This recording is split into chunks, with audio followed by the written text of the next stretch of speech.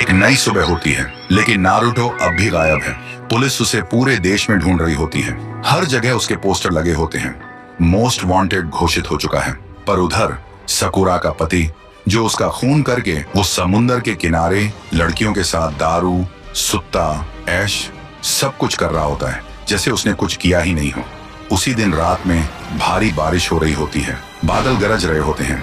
Naruto बारिश में भीगते हुए सकुरा की कब्र के पास खड़ा होता है। नारुतो घुटनों पे बैठ जाता है।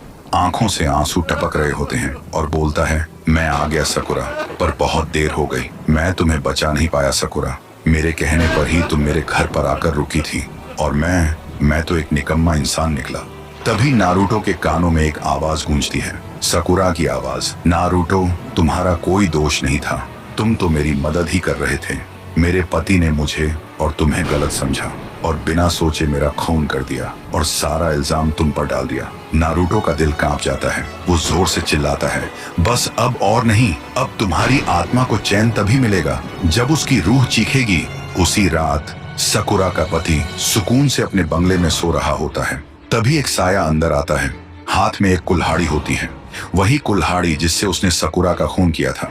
नारुतो धीरे धीरे चलकर उसके पास जाता है और बिना एक शब्द बोले उस पर टूट पड़ता है। कुल्हाड़ी का पहला वार सीधा पैरों पर, दूसरा कमर पे और तीसरा गर्दन के पास। सकुरा का पति चिल्लाने लगता है और आखिर में दम तोड़ देता है। फिर सुबह नारुतो सकुरा की कब्र के पास आता है और बोलता है, मैंने तेरा बदला ले लिया सकुरा। अब तेरी आत्मा को शांति मिलेगी और मैं कहीं भी हो सकता हूँ, क्योंकि मैं नारुतो हूँ। मैं इंसाफ हूँ, मैं मौत हूँ। अगर तुम्हें भी लगा कि नारुतो ने सही किया तो कमेंट करो, नारुतो जिंदाबाद।